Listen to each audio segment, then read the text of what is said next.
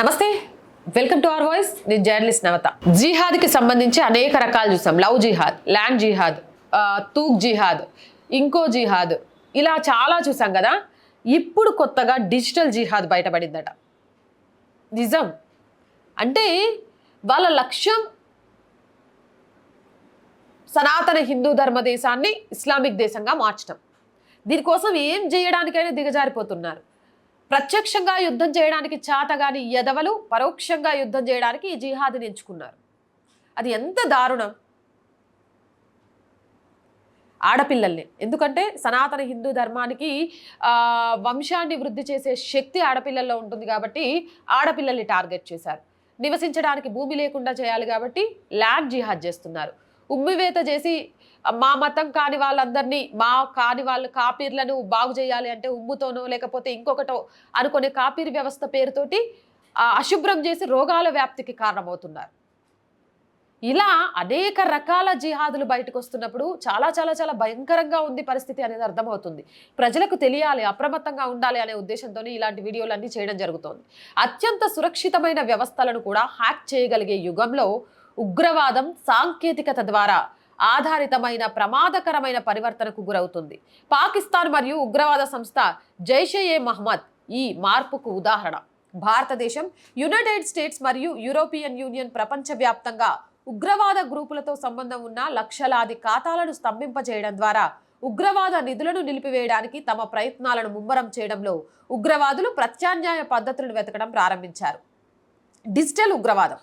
ఆందోళనకరమైన ప్రశ్న ఏంటంటే అటువంటి బెదిరింపులను ఎదుర్కోవడానికి, అప్పగించడానికి ప్రభుత్వం కుట్రపూరితంగా మారినప్పుడు ఏం జరుగుతుంది? పాకిస్తాన్లో సరిగ్గా ఇదే జరుగుతోంది. పాకిస్తాన్ ఆర్మీ చీఫ్ అసీం మునీర్ మరియు జేఎం నాయకుడు మసూద్ అజార్లను మాత్రమే కాకుండా అమెరికా అధ్యక్షుడు డొనాల్డ్ ట్రంప్ను కూడా డిజిటల్ టెర్రర్ ఫైనాన్షియల్ పెరుగుతున్న దృగ్విషయంలో అనుసంధానించినట్లు నివేదికలు వెల్లడినప్పుడు ప్రపంచవ్యాప్తంగా షాక్ వేవులు చెలరేగాయి. గాజాకు ప్రపంచ విరాళాలు తరచుగా ఇస్లామిక్ టెర్రర్ నెట్వర్క్లకు నిధులు సమకూరుస్తున్నాయని ఇజ్రాయెల్ చాలా కాలంగా హెచ్చరిస్తోంది. గణనీయమైన వాటా హమాజ్ నాయకత్వాన్ని పెంచుతోంది. ఇప్పుడు జేఎం పాకిస్తాన్లో కూడా ఇలాంటి నమూనాను స్వీకరించినట్లు కనిపిస్తోంది. మీడియా నివేదికల ప్రకారం గాజా సంఘీభావ ప్రచారాల ముసుగులో ఈ బృందం ఉగ్రవాద శిబిరాలను పునర్నిర్మించడానికి ప్రయత్నిస్తోంది. 2025 మే 7న పాకిస్తాన్లోని 9 ఉగ్రవాద స్థావరాలను లక్ష్యంగా చేసుకుని ఆపరేషన్ సింధూర్ ద్వారా భారతదేశం జైషేపై నిర్ణయాత్మకంగా దెబ్బకొట్టింది. ముఖ్యంగా భారతదేశం పౌర లేదా సైనిక మౌలిక సదుపాయాలను తప్పించుకుంది. పాకిస్తాన్ ఆక్రమిత కాశ్మీర్ POKలోని అనేక ఉగ్రవాద శిబిరాలను మాత్రమే తాకింది. ఈ ఆపరేషన్ మురిద్గే మరియు బహవాల్పూర్లోని ప్రధాన స్థావరాలను ధ్వంసం చేసింది. మురుద్గేలోని లష్కరే-తోయిబా ప్రధాన కార్యాలయాన్ని 2 సార్లు మరియు బహవాల్పూర్లోని JEM ప్రధాన కార్యాలయాన్ని 3 పాయింట్ల వద్ద ధ్వంసం చేసింది. గుజ్రాన్వాల్లోని 2 రాడార్ సంస్థలను కూడా తటస్థీకరించబడాయి. కాందహార్ హైజాకింగ్ మరియు పుల్వామా దాడితో సంబంధం ఉన్న కార్యకర్తలైన యూసఫ్ అజార్, అబ్దుల్ మాలిక్ రౌఫ్ మరియు ముదస్సర్ అహ్మద్ వంటి వారితో సహా 100 మందికి పైగా ఉగ్రవాదులను హతమార్చారు. ఆపరేషన్ పాకిస్తాన్ ఉగ్రవాద వ్యవస్థను కుదిపేసింది. దీని వలన అనేక శిబిరాలు వదిలివేయబడ్డాయి. కానీ పాకిస్తాన్ మరియు దాని ఫ్రాక్సీలు JM మరియు LET ఉగ్రవాదం నుండి విడదీయరానివిగా ఉన్నాయి. భారతదేశాన్ని తీవ్రంగా వ్యతిరేకించే army chief Asim Munir ISI ద్వారా ఈ నెట్వర్క్లను పునరుద్ధరించే ప్రయత్నాలకు నాయకత్వం వహిస్తున్నట్లు సమాచారం. పాకిస్తాన్ ప్రధానమంత్రి షెహబాజ్ షరీఫ్ రాజకీయంగా బలహీనంగా ఉన్నారు. కుప్పకూలుతున్న ఆర్థిక వ్యవస్థ మరియు దివాలాతో మునిగిపోయారు. ఆర్థిక పరిమితులు ISI యొక్క సాంప్రదాయ ఉగ్రవాద నిధులను తగ్గించాయి. దీనికి ప్రతిఫలంగా పాకిస్తాన్ గాజాకు సహాయంగా మారువేషంలో క్రౌడ్ ఫండింగ్ వైపు మొగ్గు చూపింది. నివేదికల ప్రకారం JM చీఫ్ మసూద్ అజార్ ఉగ్రవాద మౌలిక సదుపాయాలను పునర్నిర్మించడానికి 390 కోట్లు సేకరించాలని లక్ష్యంగా పెట్టుకున్నాడు. పాకిస్తాన్ అంతటా శుక్రవారం ప్రార్థనల సమయంలో ప్రచారాలు, మసీదు మరియు మర్కాజ్ నిర్మాణం పేరుతో డబ్బును సేకరిస్తున్నారు. బహుళ మీడియా సంస్థలు ఈ ధోరణిని ధృవీకరిస్తున్నాయి. ISIతో మద్దతుతో 313 కొత్త ఉగ్రవాద శిబిరాలను ఏర్పాటు చేయాలనే ప్రణాళికలు ఉన్నాయి. Financial action task force FATF వంటి ప్రపంచ నిఘా సంస్థలు సాంప్రదాయ మార్గాలను నిశితంగా పరిశీలిస్తుండటంతో పాకిస్తాన్ పరిశీలన నుంచి తప్పించుకోవడానికి ఈజీ పైసా మరియు సదాపే వంటి డిజిటల్ వాలెట్లను ఆశ్రయిస్తుంది. మసూద్ అజార్ సోదరుడు తల్హా ఆల్ సైఫ్ ఆధ్వర్యంలో సదాపే ఖాతా ఉందని దర్యాప్తులో వెల్లడైంది. ఇది హరిపూర్లో JEM కమాండర్ అయిన అఫ్తాబ్ అహ్మద్ ఉపయోగించిన నెంబర్తో ముడిపడి ఉంది. మరొక ఈజీ పైసా వ్యాలెట్ మసూద్ కుమారుడు అబ్దుల్లా అజార్ కింద నమోదు చేయబడింది. మనీ కంట్రోల్ నివేదించిన ప్రకారం గాజా ఉపశమనం కోసం ఉద్దేశించిన అదనపు వ్యాలెట్లు కూడా ఉగ్రవాద నెట్వర్క్లను డబ్బులు పంపుతున్నాయి. మసూద్ మరియు సహచరుల నియంత్రణలో ఉన్న all Rahmat trust national bank of పాకిస్తాన్లోని ఖాతాల ద్వారా నిధులను ప్రసారం చేస్తోంది. జేఈఎం ఏటా 100 కోట్ల విరాళంగా ఇస్తుంది. నిధుల సేకరణ వ్యూహాలు ఆకలి మరియు విధ్వంసం యొక్క హృదయ విదారక చిత్రాలను ప్రసారం చేయడం ద్వారా గాజా పట్ల ప్రపంచ సానుభూతిని దోపిడీ చేస్తున్నాయి. తత్ఫలితంగా ఉగ్రవాదాన్ని వ్యతిరేకించే సందేహించిన దాతలు కూడా పరోక్షంగా దీనికి ఆర్థిక సహాయం చేస్తారు. ఇంతలో ఉగ్రవాద నిధులతో క్రిప్టో కరెన్సీ పాత్ర పెరుగుతున్నట్లు అంతర్జాతీయ సంస్థలు గుర్తించాయి. పాకిస్తాన్లో ఇటీవల క్రిప్టో విజృంభణకు ఆర్మీ చీఫ్ అసీం మున్నీర్ ప్రయోజనాలే మూలాలని, ఇది జేఎంఏతో ముడిపడి ఉందని నివేదికలు సూచిస్తున్నాయి. పాకిస్తాన్ క్రిప్టో కరెన్సీ ఉప్పెనతో డొనాల్డ్ ట్రంప్ సంబంధాల గురించి వెల్లడితో ఈ అస్పష్టమైన నెట్వర్క్ వివాదాస్పద మలుపు తిరుగుతుంది. 2 నెలల క్రితం ట్రంప్ వైట్ హౌస్ లో అసీం మున్నీర్కి ప్రైవేట్ భోజనం మరియు విస్తృత చర్చలకు ఆతిథ్యం ఇచ్చారు. రాజకీయ అధికారం లేని ఏ పాకిస్తాన్ ఆర్మీ చీఫ్ కి ఇంతకు ముందు ఇలాంటి ఆహ్వానం అందలేదు. కాబట్టి ఇది చారిత్రాత్మక చర్య. సాంప్రదాయంగా అయూబ్ ఖాన్, జీ-ఉల్-హక్ మరియు పర్వేజ్ ముషారఫ్ వంటి అధ్యక్షులు మాత్రమే ఇటువంటి చికిత్స పొందారు.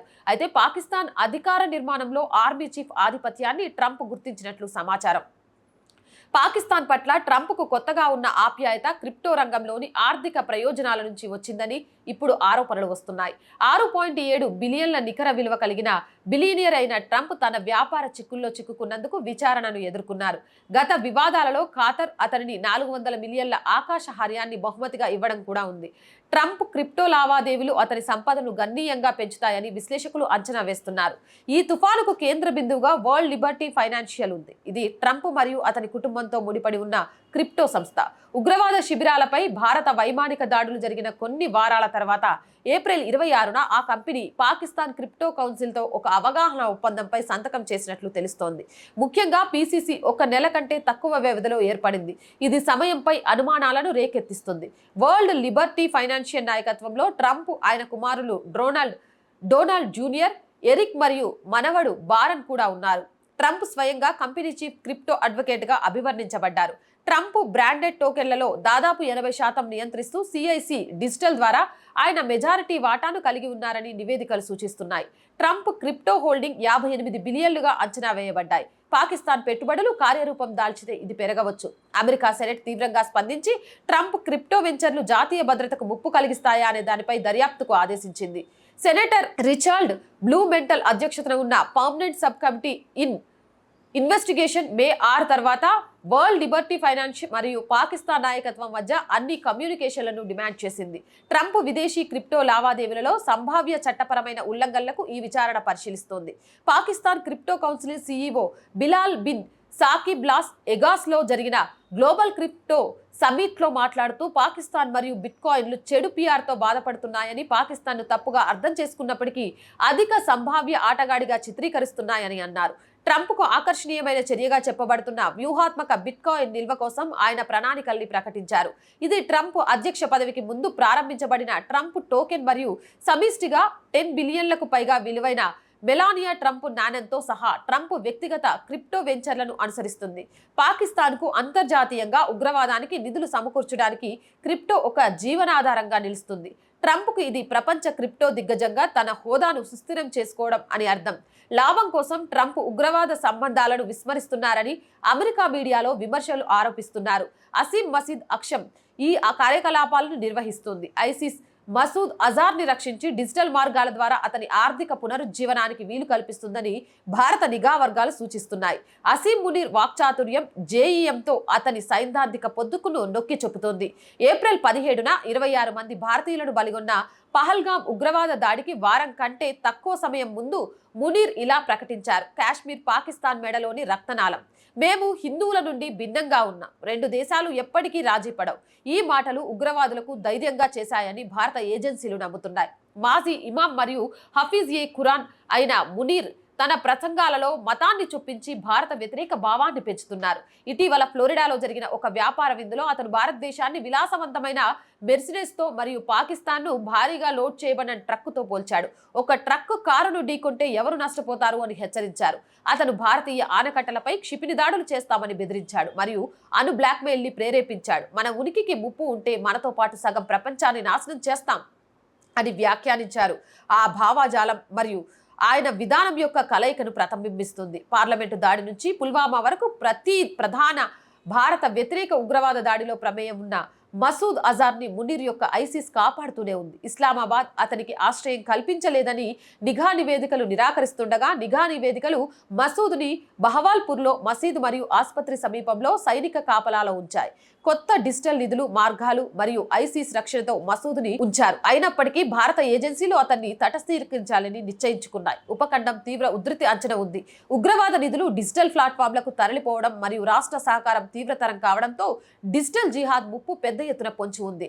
భారతదేశం యొక్క విజయవంతమైన ఆపరేషన్ సింధూర్ తీవ్రమైన దెబ్బనిచ్చింది. కానీ పాకిస్తాన్ క్రిప్టో మరియు క్రౌడ్ ఫండింగ్ వైపు మొగ్గు చూపడం ప్రపంచ ఉగ్రవాదంతో ప్రమాదకరమైన కొత్త దశను సూచిస్తుంది. ఇక్కడ సాంకేతికత, భావజాలం మరియు భౌగోళిక రాజకీయాలు కలుస్తాయి. కాబట్టి తస్మత్ జాగ్రత్త. చెప్పాం, మన ప్రతిసారి నేను చెప్తూనే ఉంటా, బార్డర్ బయట జరుగుతున్న వాటిని మన సైన్యం తిప్పికొట్టగలుగుతోంది, కానీ బార్డర్ లోపల ఇలా జిహాదీల రూపంలో జరుగుతున్న వాటిని ప్రజలే తిప్పికొట్టాలి. అందులో ప్రతి ఒక్కరూ భాగస్వామ్యులు కావాలి. అవునంటారా కాదంటారా? మీ అభిప్రాయం ఏంటి? కామెంట్ సెక్షన్లో పెట్టేయండి. మోర్ వీడియోస్ కోసం ఛానల్ని వెంటనే సబ్స్క్రైబ్ చేయండి. ఆర్ వాయిస్ పొలిటికల్ రెండు మన ఛానల్స్ అండి. So please subscribe our channels. మీరు చేసే సబ్స్క్రిప్షనే ఛానల్కి కొండంత బలాన్ని ఇస్తుంది. అలాగే కంటెంట్ బాగుంది అనిపిస్తే లైక్ చేయండి, షేర్ చేయండి. దానివల్ల మన వీడియోస్ అన్ని వైరల్గా మారుతాయి. అలాగే కొంతకాలం ఆర్ వాయిస్ని ఆర్థికంగా ముందుకు నడిపించాల్సిన బాధ్యత మీదే. ఆర్ వాయిస్కి ఆర్థికంగా సపోర్ట్ చేయాలి అంటే సబ్స్క్రిప్షన్ పక్కనే జాయిన్ అనే బటన్ ఉంటుంది. 1 to 5 లెవెల్స్ ఉంటాయి. ఏదో ఒక లెవెల్లో సపోర్ట్ చేయండి. లేదా స్క్రీన్ మీద గూగుల్ పే, ఫోన్పేతో పాటు అకౌంట్ డీటెయిల్స్ ఉన్నాయి. మీకు తోచిన సహాయాన్ని అందించవచ్చు. వ్యాపార ప్రకటనల కోసం 8328500576 నెంబర్ని సంప్రదించండి. జై హింద్, జై భారత్.